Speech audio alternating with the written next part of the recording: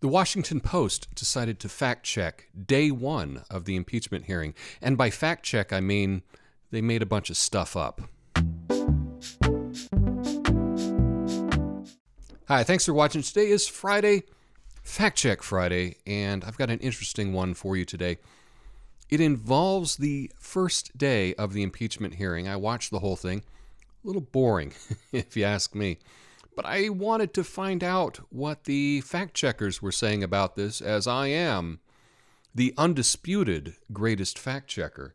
So I went to Washington Post and checked out this article, fact-checking the opening day of the Trump impeachment hearing. They did something interesting. Usually, when the Washington Post will fact-check something, they will assign it a number of Pinocchios as to how big a lie it is.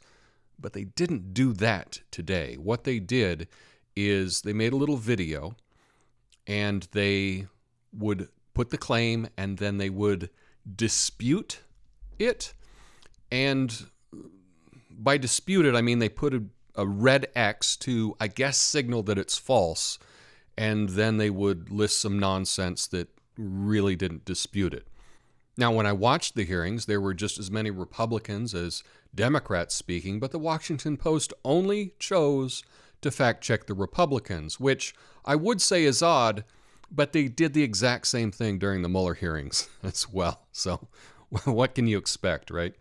Now, we're going to go through the four things that they fact-checked in this video. What is the full extent of Ukraine's election meddling against the Trump campaign? So here we go. We got the big red X to let you know that it's false. Theories about Ukrainian election meddling have been debunked. Russia interfered in the U.S. election. Now, why did they put Russia interfered in the U.S. election when this is about Ukraine? That has nothing to do with it. It is, I guess, a red herring, right? But theories about Ukrainian election meddling have been debunked. Have they? I mean, have they been debunked? I've seen a lot of articles saying that it's been debunked, but I haven't actually seen anyone actually debunk them. In fact, I have seen articles like here, The Hill, let's get real, Democrats were first to enlist Ukraine in U.S. elections. New York Times, Ukraine court rules Manafort disclosure caused meddling in U.S. elections. Here's a fact check from CBS News, and they talk about Ukrainian interference in the 2016 election on Clinton's behalf, and then they go on to excuse it and say, well, it wasn't technically on Clinton's behalf, it was on the behalf of the DNC, and even though the DNC and the Clinton campaign are essentially the same thing, it's technically not true. Look, no matter how you look at it, it has not been debunked. And I guess that is a substitute. You don't have to actually debunk something. You can just claim that it's been debunked, and that's good enough for the fact checkers. Let's go on to number two. Well, we're not in a court, gentlemen, and if we were, the Sixth Amendment would apply, and so would rules on hearsay and opinion, and most of your two testimonies would not be admissible whatsoever. Okay, so he says that most of your testimonies would not be admissible. And they've put up the big red X and says federal law includes exceptions to the hearsay rule, including some that potentially would apply. Well, if you say that most would be one thing, and you refute that by saying, well, technically there are exceptions to that, he didn't say all. He said most. And they're refuting this by saying there's some exceptions. That's not an honest response in a fact check. Well, guess what? If you say most, you mean most, you don't mean all. And if someone says most and you act like they say all, you're being disingenuous, and that's exactly what's happening here with the Washington Post. Ambassador Taylor testified that President Trump was the first president to see that Ukraine was afforded Javelin anti-tank weapons. This was a very strong message that Americans are willing to provide more than blankets. This was the Obama administration's approach. Here's something that fact checkers do a lot, and it's really disingenuous. They take something that is hyperbole and they fact check it as if it is literal. Okay? He said that Trump gave these Javelin anti-tank missiles to Ukraine, whereas Obama only gave them blankets. And he doesn't mean that they only got blankets. He's saying Trump gave them stuff that could blow stuff up, and Obama gave them some other stuff that wasn't as useful. That's pretty much what he's saying.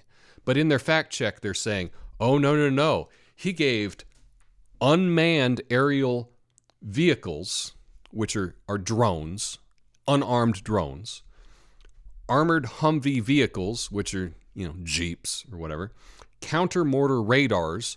That's a system that allows you to see where mortars are coming from, but you can't do anything about it, and night vision devices, right? So night vision goggles, right? Well, what Obama sent isn't anything that can blow stuff up. Trump sent stuff that could blow stuff up. That's essentially what he was saying. But what the Washington Post is doing here is they're taking something that is hyperbole, something that is exaggerated, and they're checking it as if it's literal. They're like, he gave more than blankets. Well, yeah, we know that. Now, if they said, oh, he exaggerated, no one would have an argument with that. Yeah, he exaggerated. Is it false? No. I know what he means, and you know what he means too. My clear understanding was they weren't going to get the money until President Zelensky committed to pursue the investigations. Now, with all due respect, Ambassador, your clear understanding was obviously wrong because it didn't happen. President Zelensky didn't announce he was going to investigate Burisma or the Bidens. He didn't do a press conference and say, I'm going to investigate the Bidens, we're going to investigate Burisma. He didn't tweet about it, and you just told the ranking member he didn't do the CNN interview and announce he's going to investigate Burisma or the Bidens. Now, everything Mr. Jordan said here is accurate. And what should be being fact-checked is the statement, your clear understanding was wrong. And in fact, the ambassador's understanding of the situation was indeed wrong. But that's not how they fact-check it. They add in an additional fact that the interview was canceled after aid was released following pressure from Congress and a whistleblower complaint. But that has nothing to do with the ambassador's understanding of the event.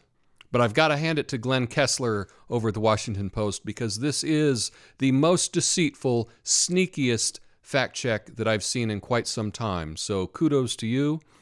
And if you like this video, please share it. Let me know your thoughts in the comments. Peace.